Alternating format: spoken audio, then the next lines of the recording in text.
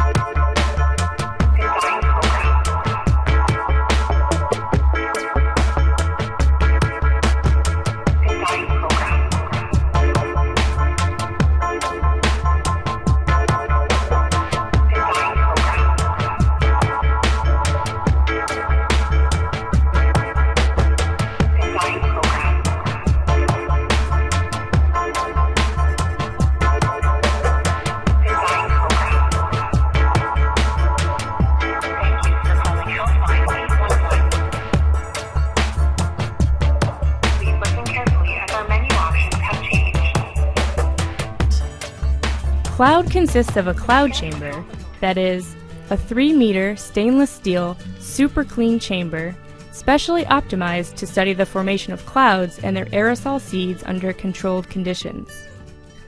A beam of particles from the CERN proton synchrotron is directed across this chamber as an artificial source of cosmic rays, and the effects are observed by scientists. We've also measured, very importantly, the step-by-step growth of these embryonic clusters as the molecules come in. Nobody's ever done that.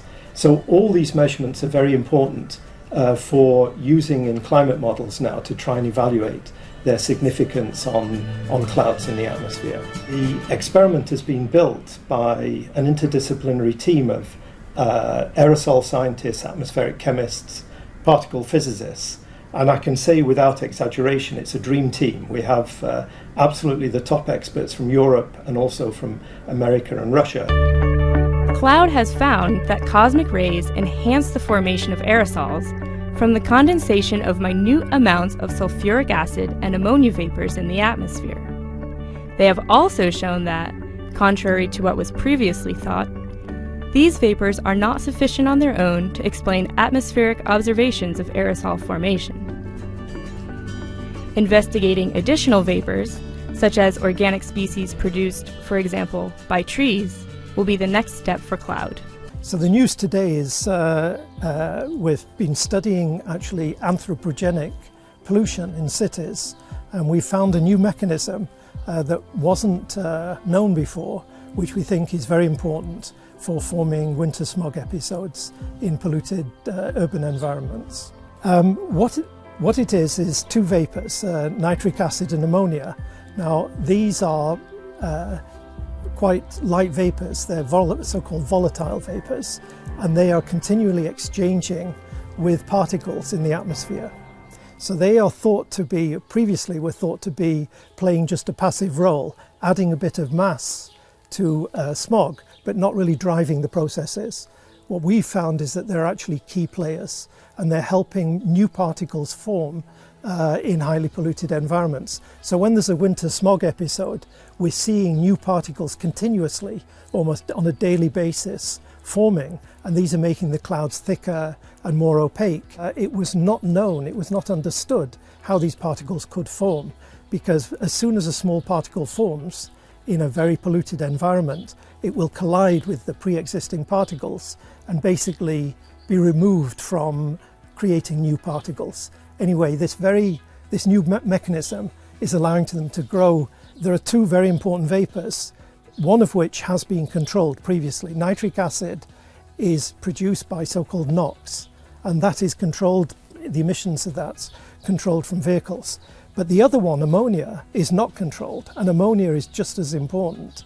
And in fact, it's growing in cities because all the latest catalytic converters on gasoline and diesel vehicles are actually creating ammonia in the catalytic converter and throwing it out in the atmosphere, and it's not controlled. It will need to be controlled in future. Those ammonia mixtures have to be very, very carefully optimized now, I'd say, so that we don't emit an excess of ammonia.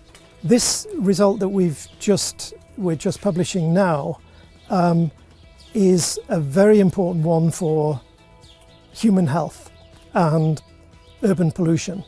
I think it's very important in that it's highlighted the importance of controlling ammonia inside urban environments. It's about iodine particles. We've discovered in cloud that iodine is likely to be a major source of new aerosol particles in the atmosphere. We found that the iodine particles form even more rapidly than sulfuric acid particles. Now, sulfuric acid is thought to be responsible for most aerosol particle formation in the atmosphere, and in turn, these particles grow and become the seeds for cloud droplets. In fact, much more than half of all the cloud droplets in the sky start from these processes, this aerosol formation in the atmosphere. But what we've seen now is that in some parts of the atmosphere, the iodine, which is emitted from the surface and the ocean, and also melting ice, may be the dominant cause of these particles. And that's particularly in pristine regions, which are very sensitive to aerosol particle formation, like the Arctic. And that iodine is being released more abundantly as Arctic sea ice is melting and exposing more of the ocean, creating more iodine, and that in turn will create more particles, more clouds. And it's a positive feedback because clouds in the Arctic have a warming effect and they're accelerating the loss of Arctic sea ice. So in a nutshell, these particles could be responsible for a major new mechanism for accelerating the loss of Arctic sea ice. And at the moment, no climate models are basically including these particles because nobody's measured the process before. So we now have measured these processes. We're reporting them in this paper, and climate models can now do mechanistic evaluations of what the impact is on the climate. CERN provides a beautiful artificial adjustable source of cosmic rays for the experiment from a pion beam from the CERN proton synchrotron. We built the cleanest chamber in the world, so far the only chamber in the world that's capable of doing these experiments in the laboratory. What we do is we recreate the atmosphere inside a box called the CERN cloud chamber. In this case, we recreated marine conditions.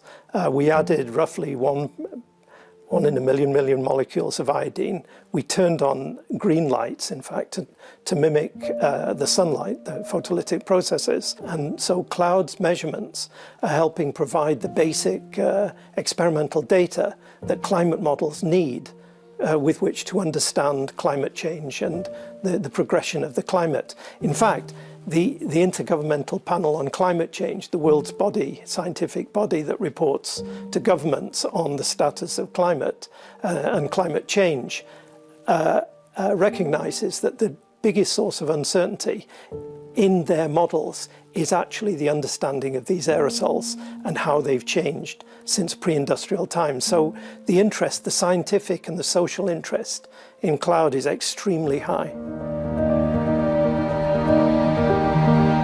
What we need now is for global climate models to incorporate these new cloud results, and then we'll understand the full impact on the climate.